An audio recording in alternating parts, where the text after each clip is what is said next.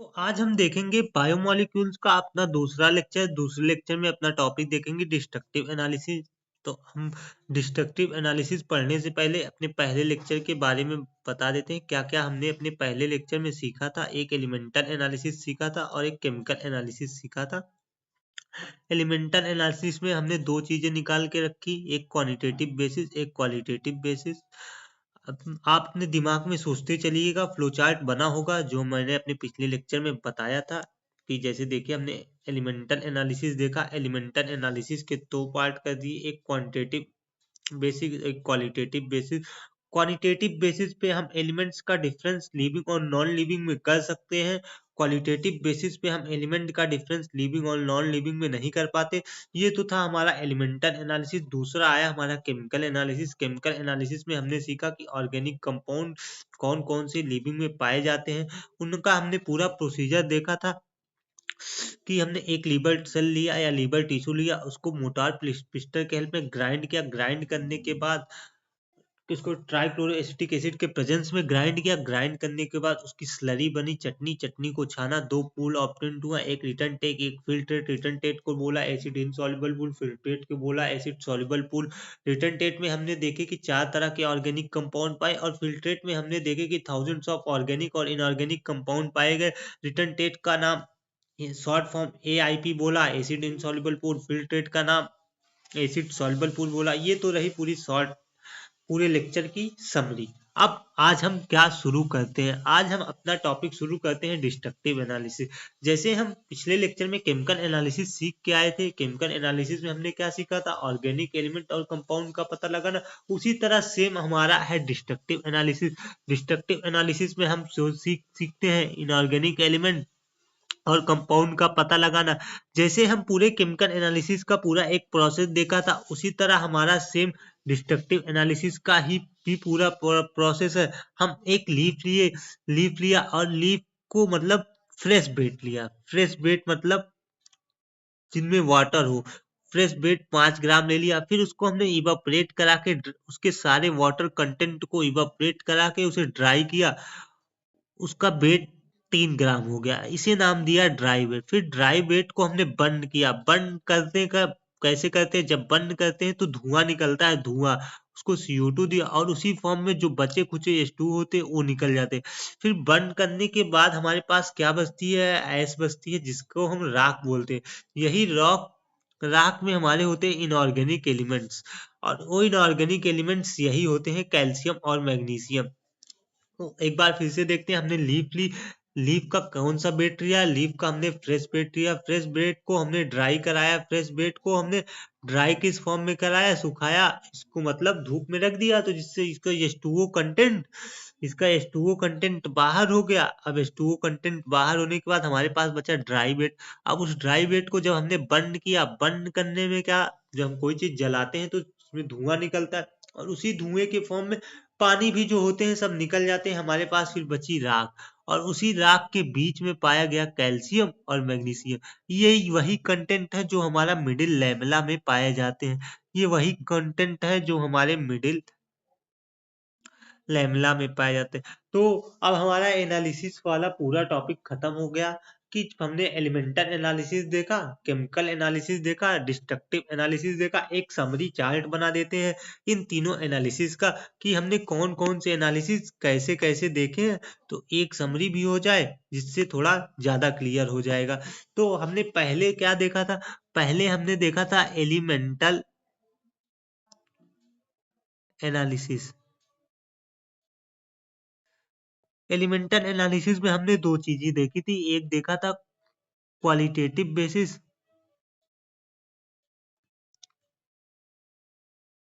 और एक हमने देखा था क्वांटिटेटिव बेसिस। ये हमारा था पहला, और दूसरा हमारा था केमिकल एनालिसिस।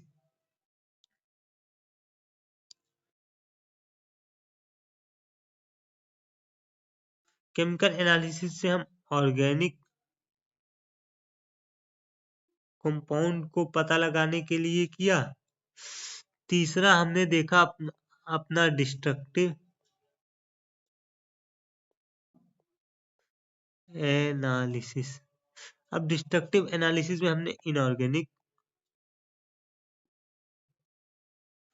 एलिमेंट्स को पता लगाने के लिए, अब हम एक बार फिर से देख लेते हैं इन तीनों में। एलिमेंटल एनालिसिस में क्वालिटेटिव बेसिस और क्वांटिटेटिव बेसिस पे एक जोर दे देते हैं। क्वालिटेटिव बेसिस से हम क्या करते हैं कि एलिमेंट में डिफरेंस नहीं कर पाते नॉन लिविंग और लिविंग में। क्वांटिटेटिव बेसिस पे क्या करते हैं कि हम डिफरेंस कर पाते हैं लिविंग और नॉन लिविंग में, क्योंकि एलिमेंट्स का अमाउंट क्वांटिटी वेरी करता है। जैसे ऑक्सीजन लिविंग में 65% और नॉन लिविंग में 46.6%। केमिकल एनालिसिस से हम ऑर्गेनिक कंपाउंड डिटेक्ट करते हैं। इसका पूरा प्रोसेस मैंने बताया था। लीवर से लेते हैं, फिर इसको ट्राइक्लोरोएसिटिक एसिड में मोटार और पिस्टल के प्रेजेंस में ग्राइंड करते हैं, उसकी चटनी बनाते हैं, चीज क्लॉथ के हेल्प से छानते हैं। रिटर्न टेट फिल्ट्रेट दो कंपोनेंट ऑप्टेंट होते हैं। रिटर्न टेट का नाम हमने एसिड इनसॉल्युबल पूल रखा, फिल्ट्रेट का नाम मैंने एसिड सॉल्युबल पूल रखा। उसके बाद हमारा डिस्ट्रक्टिव एनालिसिस। डिस्ट्रक्टिव एनालिसिस से हमने इनऑर्गेनिक एलिमेंट्स का पता लगाते हैं। तो अब हम फिर से अपने उस पे आ जाते हैं बात पे जो हमने सीखा था, मतलब नेक्स्ट लेक्चर में, मतलब अपने प्रीवियस लेक्चर में जो प्रीवियस लेक्चर में मैंने सीखा था, थोड़ा उस चीजों पे आ जाते हैं और उससे आगे बात करते हैं। तो जब हम अपना केमिकल एनालिसिस पढ़ रहे थे, तो केमिकल एनालिसिस में हमने दो चीज ऑब्टेंट की थी।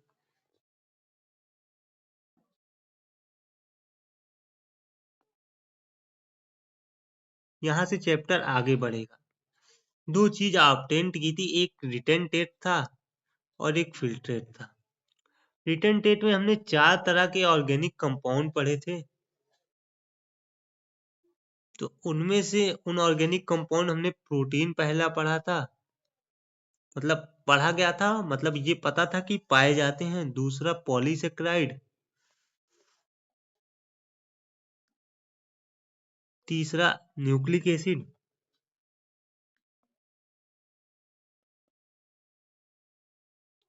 चौथा लिपिड्स। और फिल्ट्रेट में हमने देखा था कि थाउजेंड्स ऑफ ऑर्गेनिक और इनऑर्गेनिक कंपाउंड पाए जाते हैं। कितना? Thousands of organic and inorganic compounds पाए जाते हैं।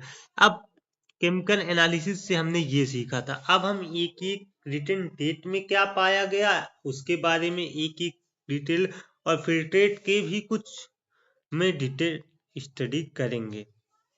अब वही बात आती है कि हम शुरू करते हैं अपना प्रोटीन। तो प्रोटीन किससे मिल के बने होते हैं? तो प्रोटीन एमिनो एसिड के पॉलीमर है।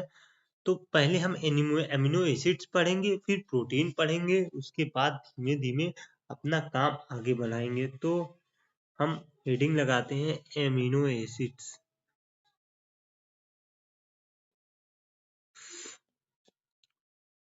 पहले हम एमिनो एसिड्स के बारे में जान लेते हैं। प्रोटीन्स के ये proteins are the polymer of amino acid, मतलब ये एक मोनोमेरिक यूनिट है प्रोटीन की। ये एक मोनोमेरिक यूनिट है प्रोटीन की। इन्हें जोड़ जोड़ के एक एमिनो एसिड, दो एमिनो एसिड, तीसरी एमिनो एसिड, चौथी एमिनो एसिड, इसे जोड़ जोड़ के हम प्रोटीन बना देते हैं। तो प्रोटीन की हम डिफिनीशन भी लिखते हैं इसी तरह। Protein are the polymer of amino acid, मतलब पॉलीमर मतलब एक चेन है एमिनो एसिड्स की। तो एमिनो एसिड पहले सिंपल भाषा में जो हम इस डायग्राम से सीखते हैं क्या है, एक मोनोमर है। ठीक, ये तो एक सिंपल चीजें हो गई।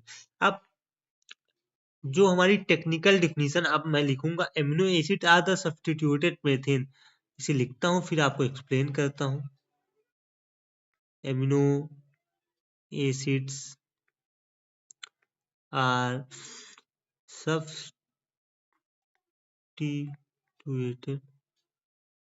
मेथेन। ठीक, अब सब्स्टिट्यूटेड मेथेन कहने का मतलब, पहले तो हमें मेथेन पता होना चाहिए, हम मेथेन किसे बोलते हैं। इसे बोलते हैं मेथेन हम। ठीक, इसे हम बोलते हैं मेथेन। कार्बन पे 4 हाइड्रोजन लगा हो, उसे हमने नाम दिया मेथेन।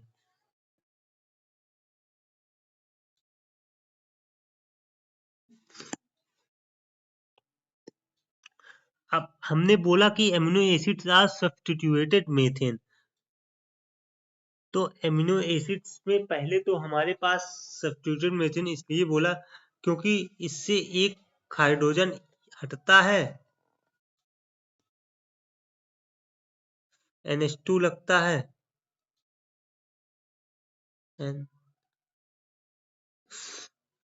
फिर एक हाइड्रोजन हटता है, ये वाला कार्बोक्सिलिक एसिड लगता है, एक हाइड्रोजन हटता है, वेरिएबल ग्रुप लगता है, और ये एक रहता है।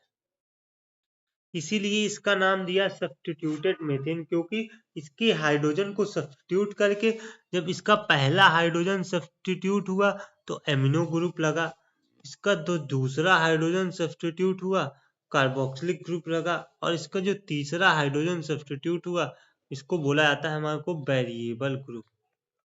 क्या बोला जाता है? Variable group. एक बार मैं फिर से बताऊंगा, एमिनो एसिड्स को हम सब्स्टिट्यूटेड मेथेन बोलते हैं क्योंकि ये मेथेन से डिराइव होते हैं।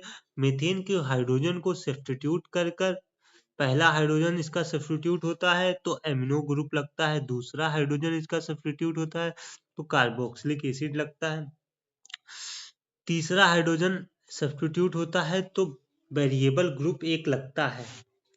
अब हम एमिनो एसिड, थोड़ी सी एमिनो एसिड्स के बारे में जान लेते। तो आपको इतना अंदाजा हो चुका होगा कि एमिनो एसिड्स में एक होता है एमिनो ग्रुप, एक कार्बोक्सिलिक ग्रुप। ये तो मोटा मोटी अंदाजा लग गया होगा। अब हम थोड़ा एक एमिनो एसिड का स्ट्रक्चर लिखते हैं। ये हमारा एक एमिनो एसिड्स है, तो एक वेरिएबल ग्रुप होगा, एक हाइड्रोजन तो होंगे ही, ये तो फिक्स ही है कि एक हाइड्रोजन तो होगा ही एमिनो एसिड्स में। और जब वेरिएबल ग्रुप पे भी हाइड्रोजन लग जाए तो इसका नाम होता है ग्लाइसिन, और इसे बोला जाता है simplest amino acid.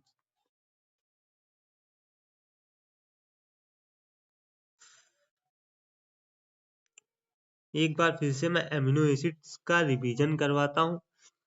Amino acid क्या बनाते हैं? एमिनो एसिड एक मोनोमर है, एक मोनोमरिक यूनिट है। ये मिल के बनाते हैं प्रोटीन। प्रोटीन की डिफिनीशन हम एमिनो एसिड के टर्म में देते हैं कि polymer of amino acid is known as protein. ये तो रही स्ट्रक्चरल डिफिनीशन, और जो साइंटिफिक डिफिनीशन देते हैं, amino acids are substituted methane. अब इन्हें हम सब्स्टिट्यूटेड मेथेन क्यों बोलते हैं? कि पहले तो हमें मेथेन का स्ट्रक्चर पता होना चाहिए कि CH4 हमारे मेथेन का स्ट्रक्चर होता है, 4 हाइड्रोजन लगे होते हैं। अब इन 4 हाइड्रोजन में से हमारे 3 हाइड्रोजन रिप्लेस करके 3 अलग अलग ग्रुप लगाते हैं, सब्स्टिट्यूट करते हैं हाइड्रोजन को अलग अलग ग्रुप से, इसीलिए इसे बोला गया amino acids are substituted methane.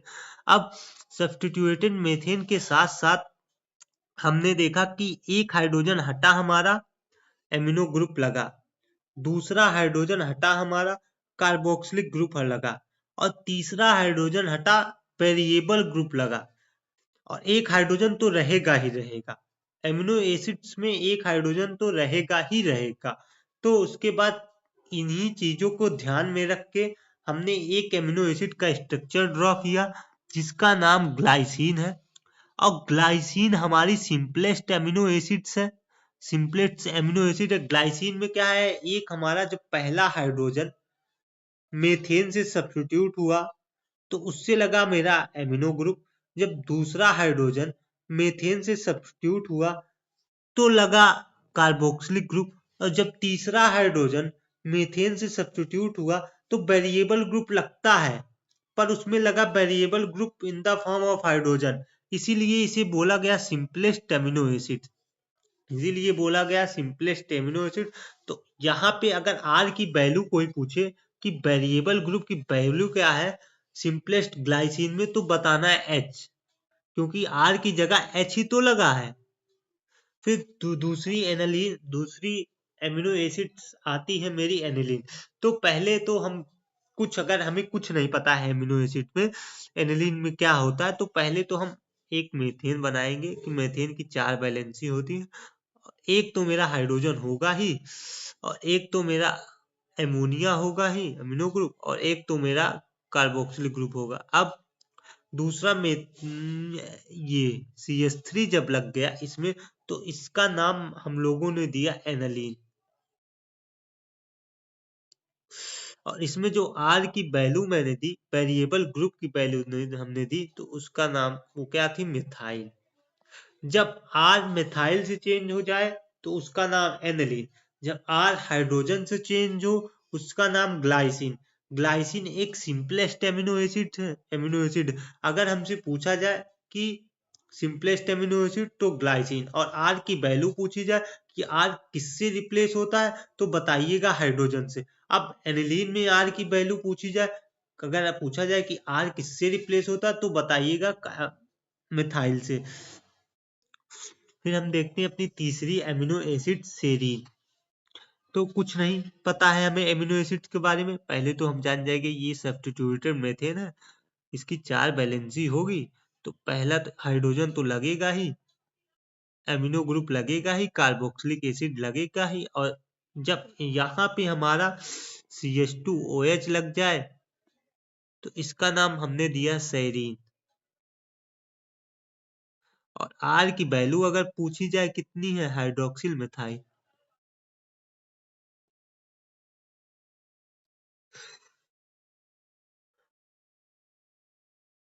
क्या हमने एमिनो एसिड्स में सीखा? एमिनो एसिड्स पे हमने सीखा कि ये एक मोनोमेरिक यूनिट है। ये तो हमने स्ट्रक्चर देख के बताया कि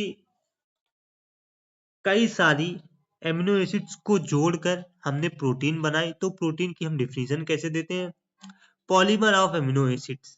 फिर ये तो रही इसकी स्ट्रक्चरल डिफिनीशन। उसके बाद हमने देखा amino acids are substituted methane.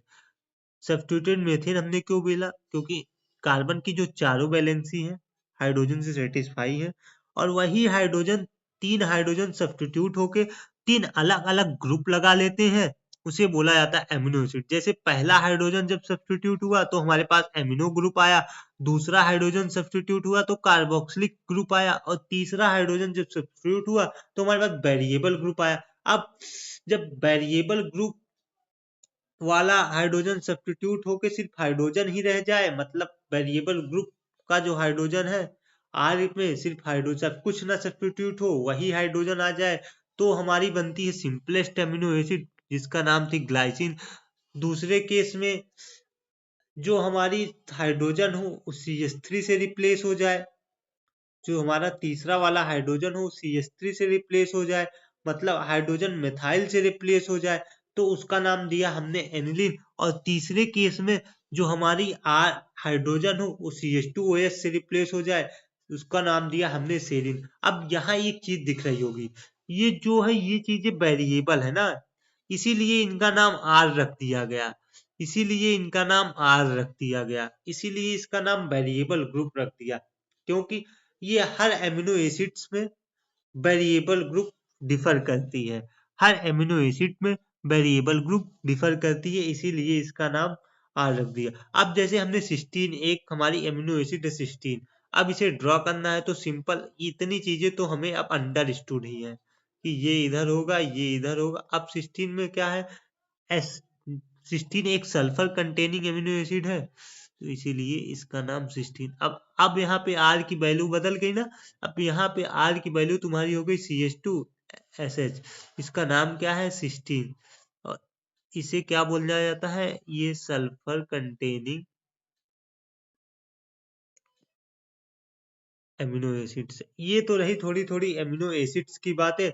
अब एमिनो एसिड्स में हमने क्या देखा, पहले तो देखा amino acids are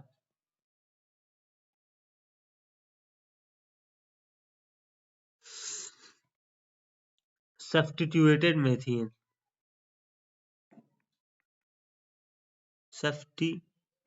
substituted methane, इसका तो हमने सीख ही लिया क्यों हमने इसे सब्स्टिट्यूटेड मीथेन बोला।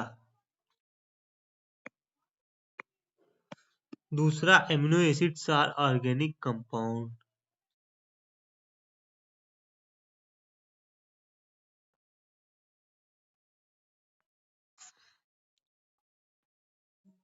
कि एमिनो एसिड्स हमारे ऑर्गेनिक कंपाउंड भी हैं। और तीसरा, amino acids are alpha amino acids, क्योंकि अल्फा कार्बन पे ही तो सब जुड़ और निकल रहे हैं, तो amino acids are alpha amino acids. ये तो इम्पोर्टेंट बातें एमिनो एसिड्स की। अब एमिनो एसिड्स बहुत तरह की होती हैं, मेनी। इनमें दो तरह की होती, एक proteinaceous,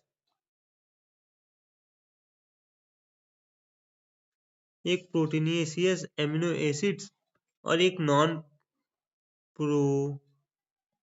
proteinaceous amino acid.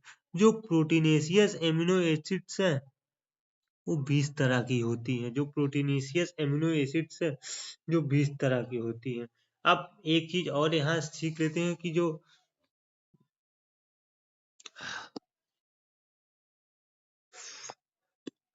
Type और नेम ऑफ एमिनो एसिड है, किन किन चीजों पे डिपेंड करता है। Type and name of amino acids depends on, आप बताइए किस पे करता है। इस पे करता है, ये तो हर एमिनो एसिड में सेम ही होंगे, ये तो हर एमिनो एसिड में सेम ही होंगे, ये तो हर एमिनो एसिड में सेम ही होंगे, चाहे जो एमिनो एसिड उठा के देख लीजिए। बदलता कौन है? ये आर ग्रुप बदलता है ना, तो वही होगा कि type and name of amino acid depend on R group. इसे और हमने क्या बोला, वेरिएबल ग्रुप पे डिपेंड करता है। और केमिकल, और एक चीज और, chemical and physical property of amino acid किस पे डिपेंड करता है। ये जो नेम है वो सिर्फ वेरिएबल ग्रुप पे डिपेंड करता है, और केमिकल और physical properties of amino acid depend करता है हमारा COH ग्रुप पर, एमिनो ग्रुप पर, और वेरिएबल ग्रुप पर। दो चीजें हैं, ये बहुत इंपॉर्टेंट चीजें हैं कि हमारा एमिनो एसिड का जो नेम होता है वो डिपेंड करता है वेरिएबल ग्रुप पर, और जो केमिकल और फिजिकल प्रॉपर्टीज होता है एमिनो एसिड्स का वो डिपेंड करता है इन तीनों चीजों पर। एक बार फिर से हम अपना एमिनो एसिड्स वाला टॉपिक देख लेते हैं। एमिनो एसिड्स को हमने बोला ये सब्स्टिट्यूटेड मीथेन है, इन्हें सब्स्टिट्यूटेड मीथेन बोला, उसको पूरा प्रॉपर एक्सप्लेन किया। क्यों बोला? क्योंकि 4 हाइड्रोजन होते हैं इनमें, 4 हाइड्रोजन में 3 हाइड्रोजन रिप्लेस होके अलग अलग चीजें लग जाती हैं। एक हाइड्रोजन से एमिनो ग्रुप लगता है रिप्लेस होके, दूसरा हाइड्रोजन से सब्स्टिट्यूट होके कार्बोक्सिलिक एसिड लगता है, तीसरे हाइड्रोजन से वेरिएबल ग्रुप लगता है, चौथा हाइड्रोजन वैसे ही रहता है। जब वेरिएबल ग्रुप हाइड्रोजन से ही रिप्लेस हो तो उसका नाम ग्लाइसिन दिया, सिंपलेस्ट एमिनो एसिड। जब वो CH3 से रिप्लेस हो तो उसका नाम वेरिएबल मिथाइल से रिप्लेस हो तो उसे एनिलीन दिया। जब वो CH2SS से रिप्लेस हो मतलब वेरिएबल ग्रुप, तो उसे हमने सिस्टीन नाम दिया। ऐसे ऐसे करके हमने एमिनो एसिड्स के बारे में जाना। Amino acids are substituted methane, amino acids organic compound है, और सभी amino acids alpha amino acid, क्योंकि अल्फा कार्बन पे ही अटैच और डीअटैचिंग हो रही है। फिर हमने देखा कि एमिनो एसिड दो टाइप के, एक प्रोटीनेशियस एमिनो एसिड और दूसरी नॉन प्रोटीनेशियस एमिनो। अब प्रोटीनेशियस एमिनो 20 तरह की। अब आगे फर्दर ये डिवाइड है दो तरह में, एक एसेंशियल एमिनो एसिड और एक नॉन एसेंशियल एमिनो एसिड। ये आगे हम नेक्स्ट लेक्चर में देखेंगे। और एक चीज, जो हम एमिनो एसिड्स का नेम देखते हैं वो किन चीजों पे डिपेंड किया, जो नेम है एमिनो एसिड्स का वो डिपेंड करता है उसके वेरिएबल ग्रुप पे, और जो केमिकल और फिजिकल प्रॉपर्टी है एमिनो एसिड पे वो डिपेंड करता है तीन चीजों पर। पहला हमारा कार्बोक्सिलिक ग्रुप, दूसरा हमारा एमिनो ग्रुप, तीसरा हमारा वेरिएबल ग्रुप। That's all.